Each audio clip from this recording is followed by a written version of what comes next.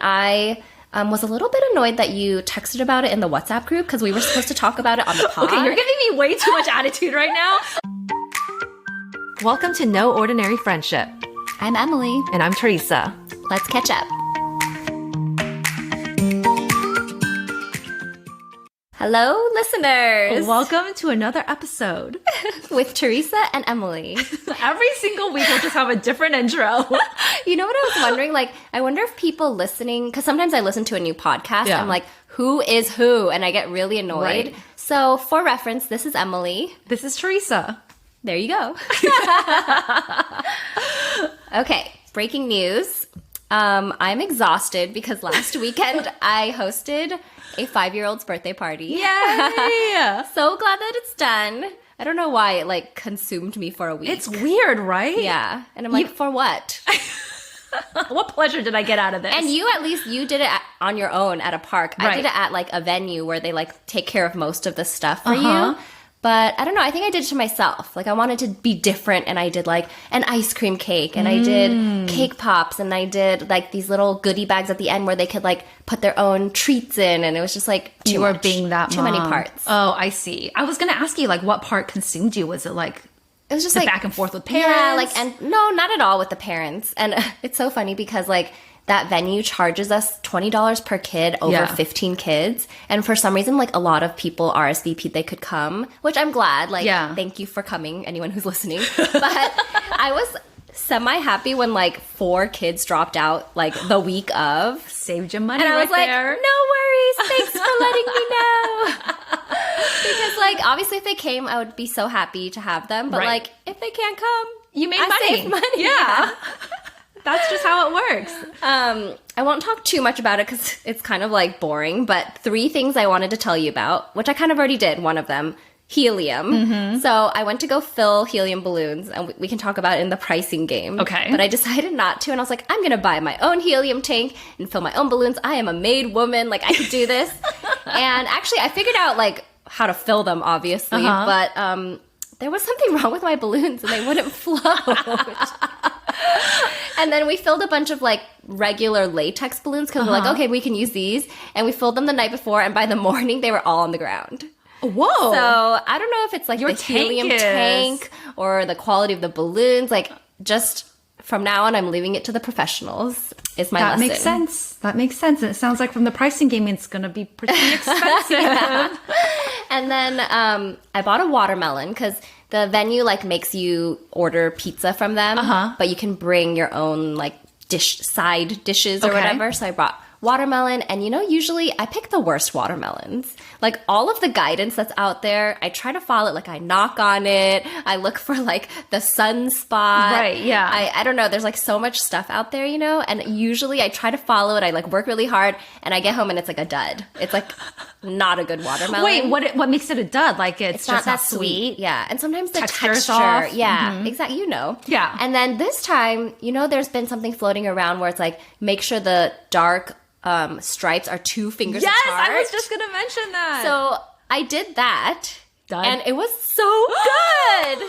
But then also I was found a hack. How many are not 2 fingers apart? If it's a big watermelon, the stripes are pretty far apart. I'm going to go to Costco and just start doing that and see how many. Because maybe you're right. Maybe it is. They're all 2 fingers apart. And I didn't work that hard. I still knocked on it. I was it still sounds kind of hollow. And then it did have a big yellow sunspot, which is it means it's been sitting on the ground for a while. Is that good or bad? Supposedly it's good. Okay. Maybe it wasn't prematurely picked or something. So you made sure all 3 of them. I was just well, I'm just going to throw everything in there and see. And I spent 10 seconds maybe picking because I'm even when I spend 5 minutes, it's bad. So why waste my time? I'm you're very invested in this watermelon. Good. Yeah, I love watermelon, but it was so disappointing every time I'd get such a bad watermelon. And they're big, so you're now I got to eat the whole thing. Yeah, you're stuck with it. It's true.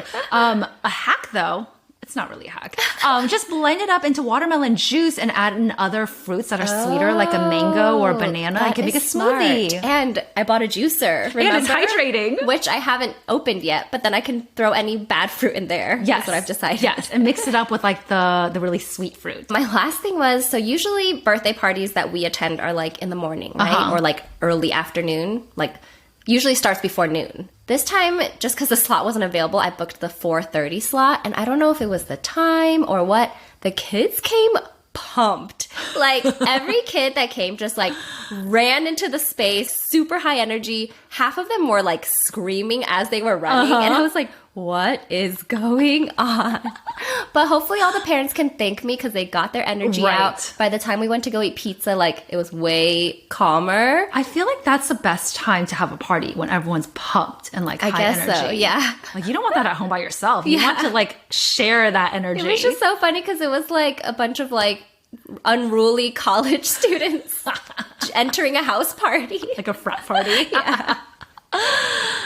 Wonderful breaking news. Happy birthday, Charlie. Your fellow Cancer. My sensitive little soul sister. Yes, so sensitive. Okay, pricing game. Okay, so yes, as I mentioned, how much do you think it costs to fill a helium balloon? And obviously different sizes. So these were octonaut balloons, and they were pretty, like, they were probably like this tall, like maybe 20 inches tall or something. Okay. You know, this is a good game. Even though I just had recent birthday parties, my mother-in-law bought a ton of balloons for us, and so I didn't do any of this. Oh, okay. So, I don't know, like, wait, the price of just filling it up, or the price of the balloon too? Just filling it. $10? Close. It was $11 to fill each balloon. Ridiculous. And then you have to buy a weight.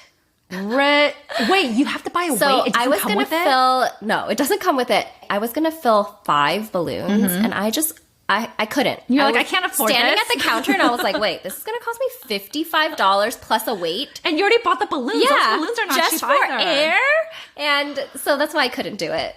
But in hindsight, I probably should have. So how much was the tank that you bought? It was like $50. But you get more out of it. Yes, like I could fill so much more. You filled a lot, it. But you got a lot of duds. Yes. Well, actually, it's funny because the woman at the store was like, she looked at my balloon and she was like, sometimes these don't float. I can't refund you if that happens. So I'm kind of glad I didn't spend the $55. Yeah. And then they still didn't float. Right. And then I'm out the $55. Right. You just spent the $50 elsewhere. Yeah. Have you seen those balloons at the mall where you can kind of like walk your balloons? Yes. So was it one of those? I think that's what it would have been perfect for. We could walk little octonauts. But I mean, I don't know. I didn't know there was like such a distinction, you know? Right. So, right. Yeah. Okay. Good Lesson to know. learned. I didn't know you have to buy the weights too, because I have one. I'm like, what do I do with this? And we had one from Charlie's birthday last year, I think, and Victor had just thrown it away like 3 weeks ago. So I was like, oh, I should have kept it. You could have saved like $3. This is what happens when you try to declutter. Oh, come on. Okay, so mine is along the lines of your, what was it? Shake Shack. Yeah. Fries. Okay. I went to Roamburger. Do you know Roamburger? Yeah. Yeah, it's like a chain on Fillmore. But there's a couple of them. Yeah, everywhere. there's even one in San Mateo. There's everything in San Mateo is what I'm learning. Okay, so I got a burger, a regular, classic burger. Nothing on it, no cheese. Fries. And I got Tyler a milkshake. The smallest kid-sized milkshake. Milkshakes are gonna That really... one? Oh, okay. It was 9 ounces. And if you don't know, listeners, to like give you a frame of reference, a tall Starbucks is 12 ounces. So it's smaller than that. Yeah. And they don't, okay, anyways. How much do you think all of that was? Only because you're so mad, I'm gonna say $30. Yeah, 32. Oh, that's so crazy. I was like, this cannot be right. Let me get the receipt. It's ridiculous. I would like an itemized receipt. I got an itemized receipt. And I was like, oh no, I wanted the kid size one. She's like, that is the kid size one. How much was it? It was $7 or $8. Yeah. What in the, like, because when they show you, should be having a milkshake stand or something. What pisses me off was I was like, Tyler, let's go get ice cream. And he was like, oh, okay. I mean, no, he was like pumped to get ice cream, but I was like, oh, let's get this shake instead because it's closer. I don't want to walk all the way to Salt and Straw and like up a hill. So he's like, I finally got him to agree. And then I was like, why are we here? Why did I buy this? That's crazy for a kid size to charge that much. Yeah. Okay, so I think what they changed was in order to get the kid size price, which is $3.50, same size, you have to buy a kid's meal. But the kid's meal is also like $15. Oh my gosh. So at the end of the day, why are we here? We should go to Salt and Straw and get you like an ice cream. Lesson learned. We have so many lessons in this episode. Because Steven came back and I told him, he was like, $20 for sure. And I was like, no, I don't know where this is coming from because. I know. It's crazy. Well, $20 buys nothing these days. Also, Roamburger has an app.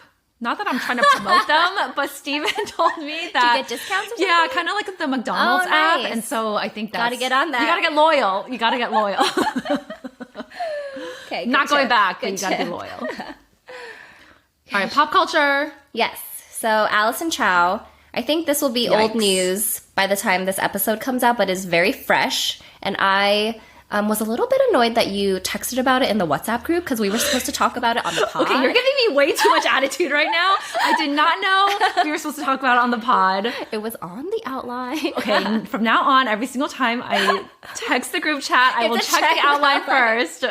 Anyway, for those of you that don't know, Alison Chao is a 15-year-old who went missing in Monterey Park, which is in SoCal.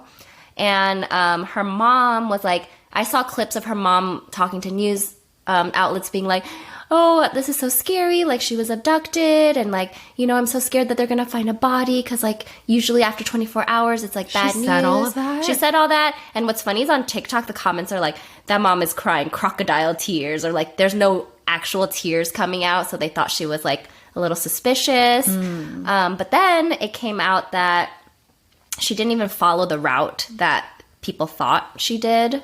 She was supposed to go to her aunt's house. How much deep did you go in? I know the second half of the story. I don't know the first half. I know about the mom, and I feel like a lot of the stuff that I saw was also in hindsight too. Right. Piecing it together. Right. Because the original one that I saw was like people were feeling so bad for the mom. Yeah. You know, it's just heartbreaking when you see someone. Yeah, that's how everyone would react. And you're like, and I saw a ton of people over the weekend posting on their own social media to try to raise awareness. And then like news came out because people could piece together with their Ring cameras, which is kind of cool. Like the last sighting of her. And it turned out she didn't actually go towards her aunt's house. She went in a different direction, which was like actually kind of towards like her paternal grandparents' house or something. So some people were like, oh, maybe she went there.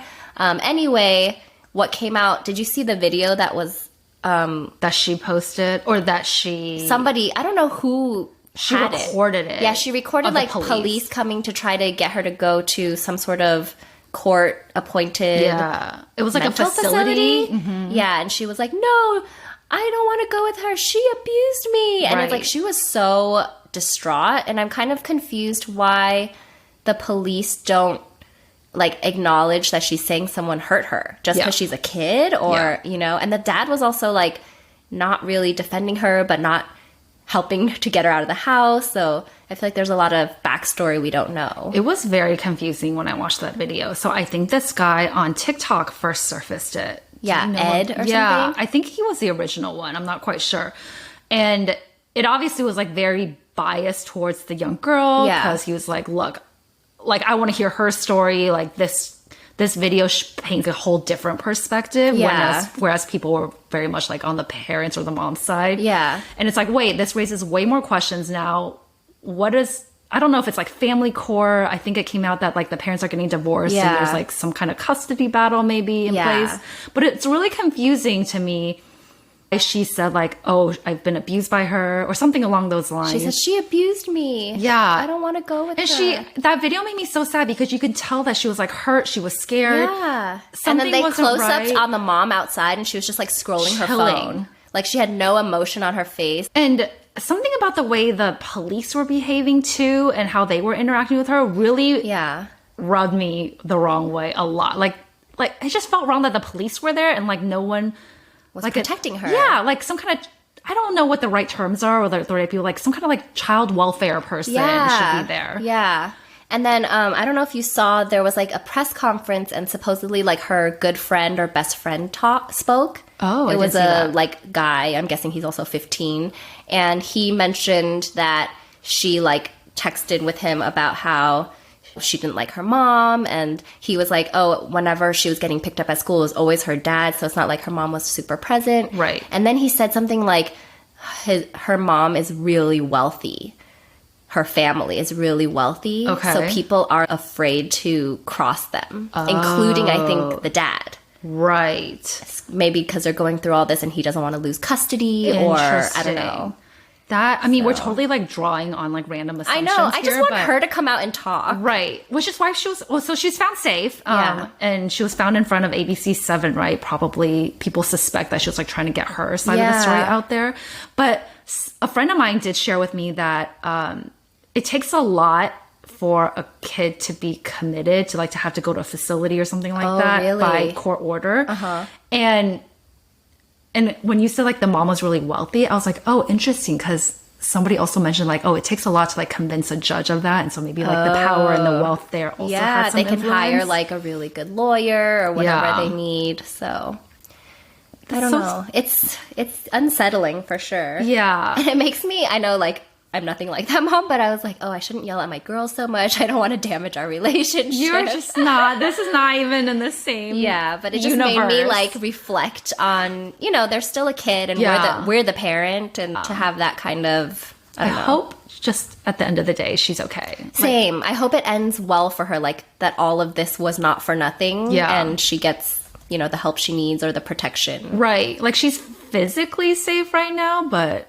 And people said, like, when she showed up at the news station, she seemed like of a sound mind. She knew what was going on. And so it's... Right, because we don't know much about her. We don't know if she's herself is, like, mentally stable. Yeah. And she's going through a lot, too. Yeah.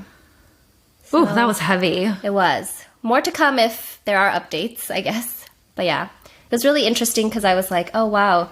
It's kind of rare to have, like, an Asian American in a scenario like this, right?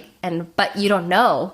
Like maybe there are a lot that just get totally swept under the rug. Yeah, swept under the rug and going through stuff like this, which isn't like physical abuse maybe, but it's like mental or emotional abuse. And I can totally see that.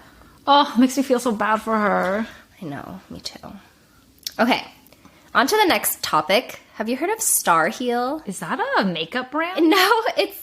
So, brought to you by Victor. He's our contributor. Is our content going down? Yeah. Because all our topics are from Victor now? But I only put stuff that I think is interesting. Okay, thank you for curating I filter it. He's texted me this link, and I guess there is an account called Starheal, and she reads horoscopes. What are they called? Astrologers? Oh, okay, yeah. But she predicted that Biden was going to step down. Like the day before it happened, she was like, oh, it would take a lot because I'm butchering it like what she said, but like he's a Scorpio and they're very stubborn and blah, blah, blah. But because it's like Mars is rising or whatever, if it were to happen, it will happen tomorrow. And then so she actually said tomorrow. She even predicted, I think, that Kamala would run in 2024. So... It's crazy, all through like just her astrology stuff, Yeah. And people are like, oh, should we be following her? And like... Well, then... Wait, so her name is Starheal? Her account name? Yeah, her account name is Starheal. On like Twitter and I feel TikTok. like it was already trending in that direction, though. Was it, though? I think it was still quite a surprise that he actually did it. Like, everybody was... telling him to, right? But you were kind of like, oh, he's not gonna. He's so stubborn. When it came out that he had COVID, and we're like, oh, this is a perfect opportunity for him to take a step back. I don't know if that was part. Did she predict that? Did she predict COVID? I don't know. What did she say about Trump? I don't know. I didn't go that far down. I was just like, oh, that's really cool and interesting because I'm always like, is astrology real, There's certain parts of astrology that I would like to believe. Yeah, me too. Yeah. But I'm like, she was very granular, like Mars is whatever to like 9 degrees, like I don't understand that stuff. But it's kind of like, maybe it's not so hocus pocus, but it's like sort of like mathematical. Right. Maybe. So, I always now blame bad sleep for my girls on full moons. So that's my thing. Mercury in retrograde is also another thing that we say but don't understand. Well, I want to know what else she's predicting. Okay, I'll look and get back to you. Okay, because I want to know our future. And also, just in the little scrolling I was doing, it seems like other people in the astrology world online don't like her. Oh, like they block her and stuff. Wait, so I'm like, maybe it's because she's really...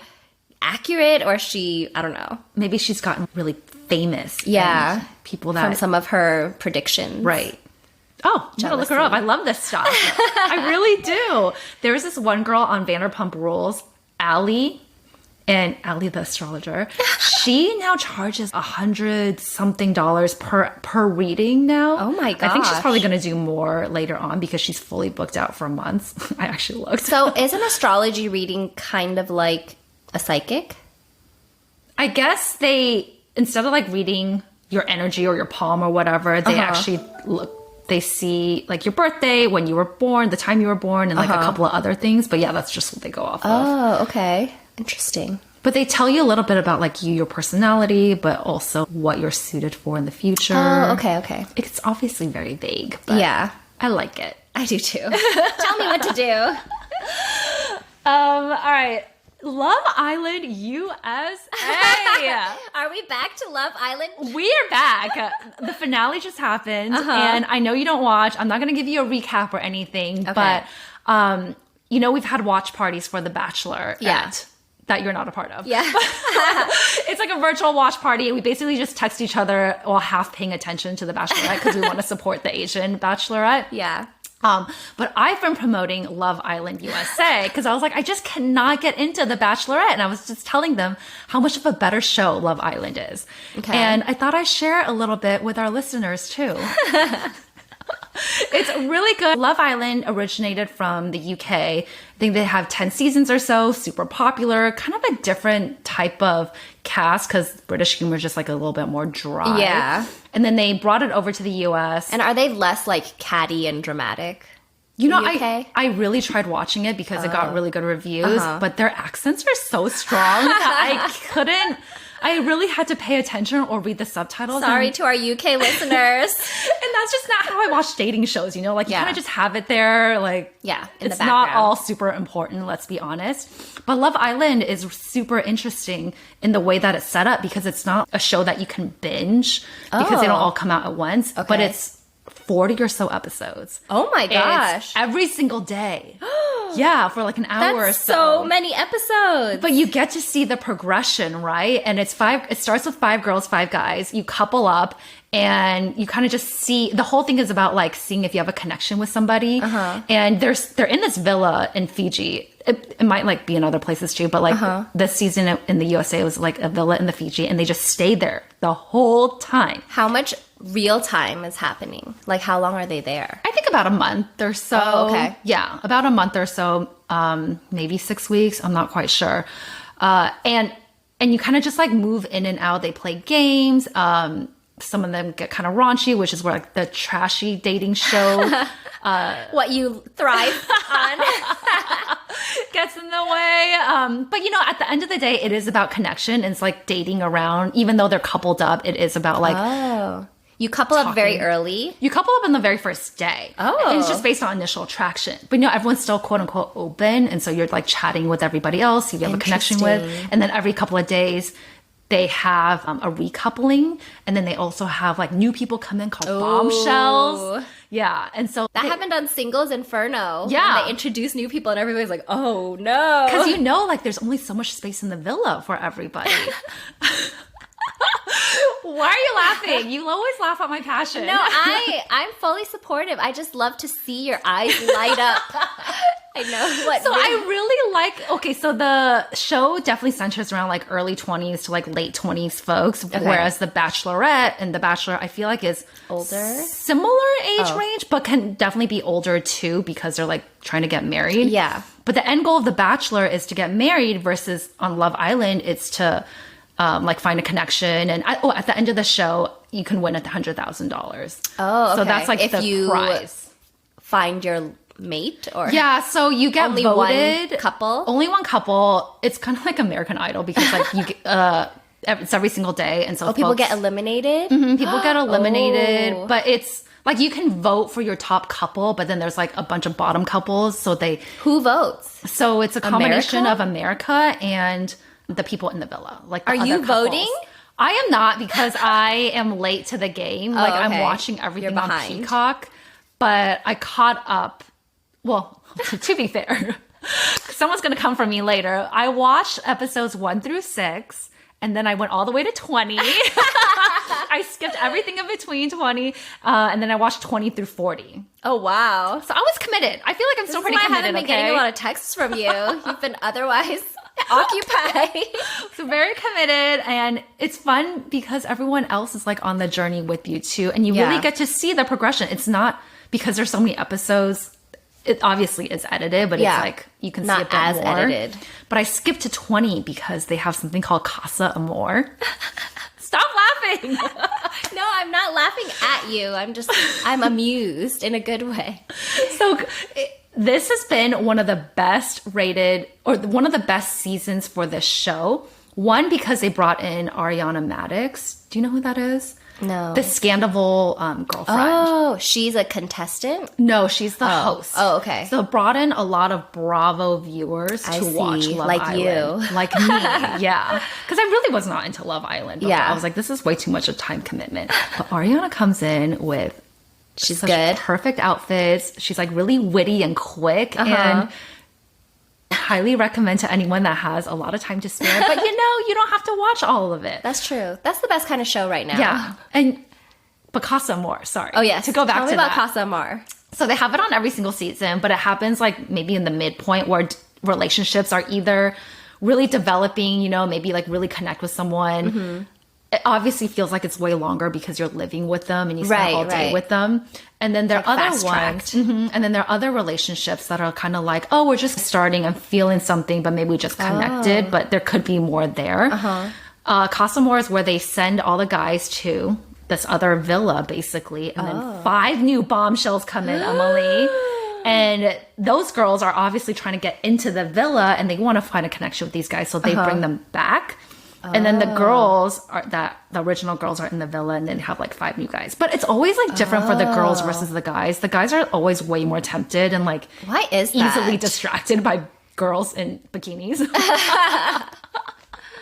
That is so true. But I think this season has been so popular because there was like one really strong relationship in the villa before. Like within a day or two, he's like making out with somebody else. And like 4 out of the 5, I'm sorry, this is like a lot of spoilers. But 4 out of the 5 guys like bring these new girls home. So the villa had so many people. So if they bring someone new home, that basically means they're cutting ties with their previous, and then that person has to leave? No, not yet. No. Yeah. So that's a crazy part. So then like it got really crowded in the villa because they brought like more girls over and they all have to learn to coexist until the next recoupling. Whoa.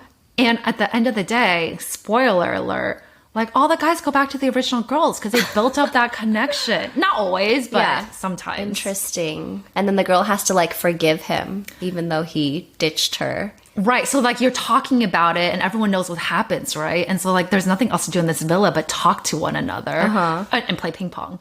But they get upset, but then they kind of get over it because they are in the really beginning stages of the relationship. It's so early on. But then there's this other thing called movie night. And so it's kind of like a half game, half quote unquote movie, but they actually show video footage of what happened at Casa Amor. But it can be like pretty edited, right? So then oh my gosh, like they are just trying to stir up so much drama. Yeah, I think the producers really like overproduced here. But overall, okay, let me just say it's not about like breakups or stirring up drama. It's really more about the relationships, and also people love it for the friendships. Oh, so, between like girls too. Yeah, it's a very like a supportive, emotionally safe place to talk about your feelings. And I really like that aspect because the girls really, really bond together. And so did the guys. Like so many different types of romances form too. I feel like that kind of happened on Love is Blind too. Although I didn't watch it that carefully. But it felt like, some of the guys got really close, some of the girls got really close. Right. I can see that happening in The Bachelor, Bachelorette too, because they spend so much time together. I've never watched Bachelor or Bachelorette. You don't need to. Like a single episode. You don't need to because you should just watch Love Island. I'll consider it. I don't think you will. I just gave you every single spoiler out there, so I don't think you're going to find any enjoyment out of it. Okay. Well, thank you for saving me 40 episodes of time. So sorry. My passion took us way over time. We could do you want to tell me one thing? I'll tell you one thing. Family wellness? Okay. I want to know... I want both of those, actually. Okay, the 8-minute face mask is... My mom bought me a bunch of face masks from Taiwan. The one I got, I just ripped open a box. I was like, I need hydration. I put it on my face, and I was like, this is some cheap feeling face mask over here. And when I went back to the box, it just said 8-minute mask. And I was like, oh, I kind of like that. Like, I don't have to feel bad about taking it off too soon. Because a lot of the ones from Taiwan are like so much serum in it. Like, even after 40 minutes, I'm like, it's still so wet. Yeah. So this one was like a really thin thing. And I was like, okay, well, at least they market themselves that way. So I like it. They're not meant to last Yeah, they're not meant to last that long. If you ever need one. Cool. I'll give you one. Okay. And the last thing is, I've been feeling torn lately, and I don't know if it's like me on my period or just me being a Cancer. It's sometimes like I just feel like my kids drive me crazy and I have to escape them. But at the same time, even before I had kids, like I've always loved toddler age. Like that was my thing. I think they're so cute, the things that they say, and they're just like, they really it's a beautiful there's age. Such an innocence in like the interactions that you have with them. Yeah. And I like really want to embrace every moment because I know it's so fleeting. Yeah. But at the same time, I mean, it's nothing new, right? Like you want to spend all your time with them, and also like you need such a break from them. Yes. And I was getting like so emotional the other day thinking about it on my car ride home. And it's like making me emotional talking about it now too. But I'm like, oh my God, Tyler's going to be like almost 5. Yeah. I mean, he just turned 4, but it just feels like... You have a year. It feels like once they go to kindergarten, the whole K through 8, whatever, K through 12 school system is going to eat them alive. Yeah. Well, I think I totally agree with you about the whole, like, I love them so much. Like, every day when I drop them at school, I'm like, should I be keeping them home? Like, these are hours I could be spending with them. And then they, like, piss me off when we get to school. I'm like, nope, glad I'm dropping them off. And the same, like, Charlie just turned 5. And I'm like, where did she go? Like, we go back and look at her, like, toddler I don't even videos. want to look at those. But you know what has been helpful for me is, like, I used to think, like, after my kids were older, after, like, they were toddlers, I wouldn't really enjoy them because I was a huge baby toddler fan. Like, once I can talk, before having kids, I didn't like them that much. Yeah. But it's really fun. Like, they can understand so much more, the things that they observe and share with you. Yeah. It's like a different level. So you're right. You're losing, like, your toddler, but you're not losing them altogether, you know? I know, but the toddler age is so cute. It is. It's so cute. So just take a lot of video. That's all I can say. Because you can't stop time, but you can always, like, revisit it, you know? So true. So true. Thank you. Thanks for listening. On that note, we got to cut it off somewhere. Yes. All right. Talk to you guys next week. Bye. Bye.